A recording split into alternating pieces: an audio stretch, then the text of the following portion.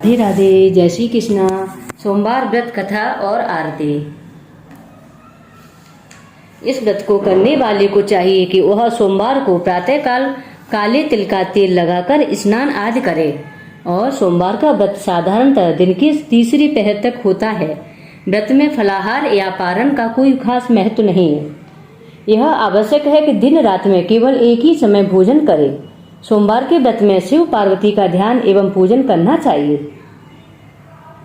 कथा है, एक बहुत धनवान साहूकार था जिसके घर धन आदि किसी भी प्रकार की कोई कमी नहीं थी, किंतु उसको एक दुख था, उसके कोई पुत्र नहीं था।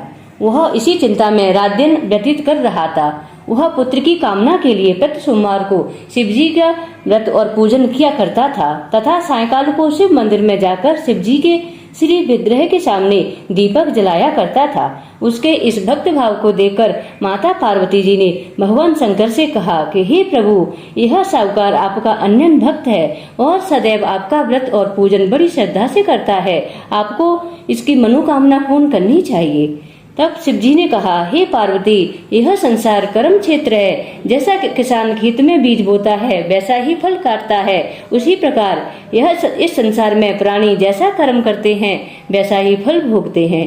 पार्वती जी ने अत्यंत आग्रह से कहा, हे प्रभु, जब यह आपका अन्यन भक्त है और इसको यदि किसी प्रकार का दुख है तो आपको उसे अवश्य दूर करना चाहिए, क्योंकि आप सदैव अपने भक्तों पर दया करते हैं और उनके दुखों को दूर करते हैं। यदि आप ऐसा नहीं करेंगे तो मनुष्य आपकी सेवा व्रत क्यों करेंगे? पार्वती जी का ऐसा आग्रह देख भगवान शिव ने प्रसन्न होकर कहने लगे, हे पार्वती, इसके कोई पुत्र नहीं है। इसी चिंता में यह अति दुखी रहता है। इसके भाग्य में पुत्र न होने पर भी मैं इसको पुत्र की प्राप्ति का वर देता हूँ, किंतु वह पुत्र केवल 12 वर्ष तक जीवित रहेगा। इसके पश्चात वह मृत्यु को प्राप्त हो जाएगा। इससे अधिक मैं उसके लिए कुछ नहीं कर सकता। जब यह बातें साहूकार को ज्ञात हुई तो उसको न कुछ प्रसन्नता हुई और न ही कुछ दुख हुआ। वह पहले के समान ही शिवजी महाराज का व्रत और पूजन करता रहा। कुछ काल व्यतीत हो जाने पर साहूकार की स्त्री गर्भवती हुई और 10वें माह में उसके गर्भ से अति सुंदर पुत्र की प्राप्ति हुई। साहूकार के घर में बहुत खुशी मनाई गई, किंतु साहूकार ने उसकी केवल 12 वर्ष की आयु जान कोई अधिक प्रसन्नता प्रकट नहीं की और न ही किसी को यह भेद बताया। जब वह बालक 11 वर्ष का हो गया तो उस बालक की माता ने उसके पिता से विवाह आदि के लिए कहा तो वह साहूकार कहने लगा, अभी तो मैं इसका विवाह नहीं करूंगा, अपने पुत्र को काशी से पढ़ने के लिए भेजूंगा। फिर साहूकार ने अपने साले अर्थात बालक के मामा को बुलाकर तथा उसको बहुत सा धन देकर कहा, तुम इस बालक को काशी पढ़ने के लिए ले जाओ और मार्ग में जिस स्थान पर जाओ यज्ञ करते ब्राह्मणों को भोजन कराते जाना। वह दोनों मामा भांजे यज्ञ करते और ब्राह्मणों को भोजन कराते जा रहे थे। मार्ग में एक शहर पड़ा। उस शहर में एक राजा की कन्या का विवाह था और दूसरे राजा का लड़का जो विवाह कराने के लिए बारात लेकर आया था वह एक आंख से काना था। उसके पिता को इस बात की बड़ी चिंता थी कि कहीं वर को देख कन्या के माता पिता विवाह में किसी प्रकार की अड़चन पैदा न कर दें। इस कारण जब उसने अति सुंदर सेठ के लड़के को देखा तो उसने मन में विचार किया, क्यों न दरवाजे के समय इस लड़के से वर का काम चलाया जाए। ऐसा विचार कर वर के पिता ने उस लड़के और मामा से बात की तो वे राजी हो गए। फिर उस लड़के को वर के कपड़े पहनाकर तथा घोड़ी पर चढ़ाकर द्वार पर ले गए। सब कार्य प्रसन्नता से पूर्ण हो गया। फिर वर के पिता ने सोचा कि यदि विवाह कार्य भी इसी लड़के से करा लिया जाए तो क्या बुराई है। ऐसा विचार कर लड़के और उसके मामा से कहा, यदि आप हेरों का और कन्यादान का कार्य भी करा देंगे तो आपकी बड़ी कृपा होगी। मैं इसके बदले में आपको बहुत सारा धन दे दूंगा। तो उन्होंने स्वीकार कर लिया। विवाह कार्य भी बहुत अच्छी तरह से संपन्न हो गया, किंतु जिस समय लड़का जाने लगा तो उसने राजकुमारी की चुनरी के पल्ले पर लिख दिया कि तेरा विवाह तो मेरे साथ हुआ है, किंतु जिस राजकुमार के साथ तुमको भेजेंगे वह एक आंख से काना है। मैं काशी पढ़ने जा रहा हूँ। लड़के के जाने के पश्चात राजकुमारी ने जब अपनी चुनरी पर ऐसा लिखा पाया तो उसने राजकुमार के साथ जाने से मना कर दिया और कहा, यह मेरा पति नहीं है, मेरा विवाह इसके साथ नहीं हुआ है। जिसके साथ मेरा विवाह हुआ है वह तो काशी पढ़ने गया है। राजकुमारी के माता पिता ने अपनी कन्या को विदा नहीं किया और बारात वापस चली गई। उधर सेठ का लड़का और उसका मामा काशी पहुंच गए। वहां जाकर मामा ने यज्ञ करना और लड़के ने पढ़ना शुरू कर दिया। जब लड़के की आयु 12 वर्ष की हुई तो उस दिन उसके मामा ने यज्ञ रखा था। लड़के ने अपनी मामा से कहा, मामा जी आज मेरी तबीयत कुछ ठीक नहीं है। यह सुनकर मामा ने कहा, तुम अंदर जाकर सो जाओ। इस प्रकार लड़का अंदर जाकर सो गया। थोड़ी देर में उसके प्राण निकल गए। जब उसके मामा ने अंदर आकर देखा कि वह तो मुर्दा पड़ा है, यह देखकर उसे बहुत दुख हुआ और उसने सोचा कि यदि मैं अभी रोना पीटना मचा दूंगा तो यज्ञ का कार्य अधूरा रह जाएगा। अतः उसने जल्दी से यज्ञ का कार्य समाप्त कर ब्राह्मणों के जाने के बाद रोना पीटना आरंभ कर दिया। संयोगवश उसी समय शिव पार्वती जी उधर से आ रहे थे। जब उन्होंने जोर जोर से रोने की आवाज सुनी तो माता पार्वती जी कहने लगी, हे प्रभु, कोई दुखिया रो रहा है, इसके कष्ट को दूर कीजिए। जब शिव पार्वती ने पास जाकर देखा तो वहाँ एक लड़का मुर्दा पड़ा था। माता पार्वती जी कहने लगी, हे प्रभु, यह तो उसी सेठ का लड़का है जो आपके वरदान से पैदा हुआ था। शिव जी कहने लगे, हे पार्वती, इसकी जितनी आयु थी उतनी भोग चुका। तब माता पार्वती ने कहा, हे प्रभु, कृपा करके इस बालक को और आयु प्रदान कीजिए, नहीं तो इसके माता पिता दुखी होकर मर जाएंगे। माता पार्वती के बार बार आग्रह करने पर भगवान शिव ने उसको जीवन वरदान दिया और शिवजी महाराज की कृपा से लड़का पुनः जीवित हो गया। माता शिव पार्वती जी कैलाश चले गए।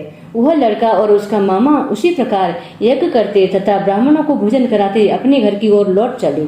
मार्ग में उसी शहर में आए जहाँ लड़के का विवाह हुआ था।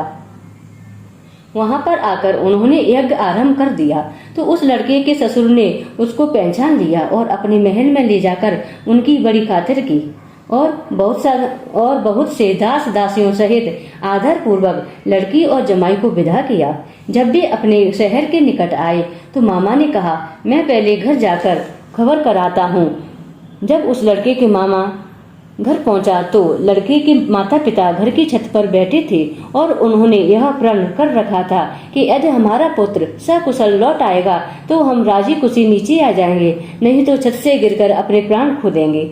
इतने में उस लड़के के मामा ने आकर जब यह समाचार दिया कि आपका पुत्र आ गया है तो उनको विश्वास नहीं हुआ। उसके मामा ने शपथ पूर्वक कहा कि आपका पुत्र अपनी पत्नी के साथ बहुत सारा धन लेकर आया है। तो सेठ ने आनंद के साथ उसका स्वागत किया और फिर वे बड़ी प्रसन्नता के साथ रहने लगे। इसी प्रकार जो मनुष्य सोमवार के व्रत को धारण करता है अथवा इस कथा को पढ़ता है या सुनता है, उसकी समस्त मनोकामनाएं पूर्ण होती हैं। अंत में नाना प्रकार के सुखों को भोगकर वह शिव लोक को प्राप्त होता है। बोलो करुणा निधान शिव शंकर भगवान की जय। जगत जननी माँ पार्वती की जय। शिव जी की आरती। सोमवार की आरती।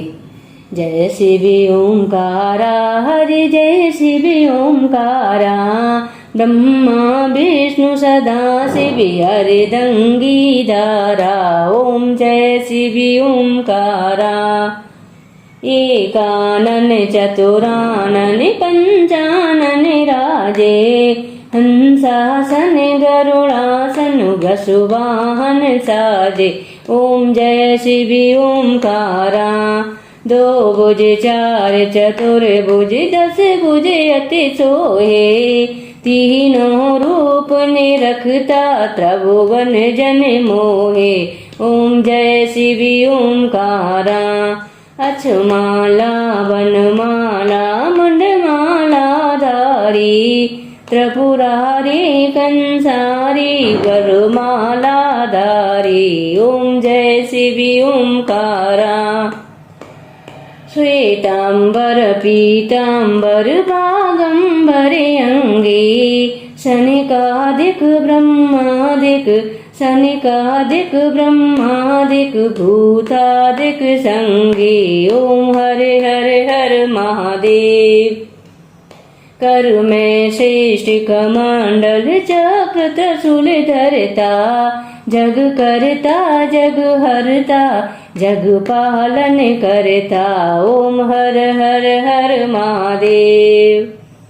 ब्रह्मा विष्णु सदा शिव जानते अविवेका, प्रणवाचर के माध्यम ही तीनों एका।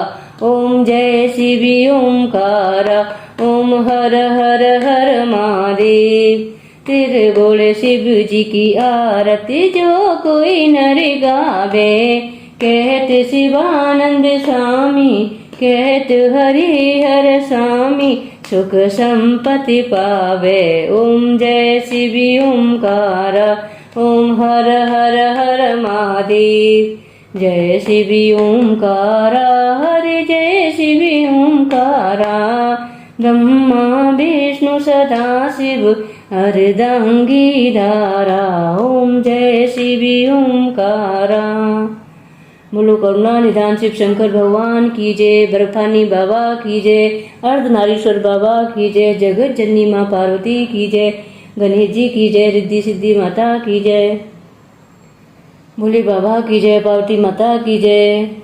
कार्तिकेय गणपत भैया की जय।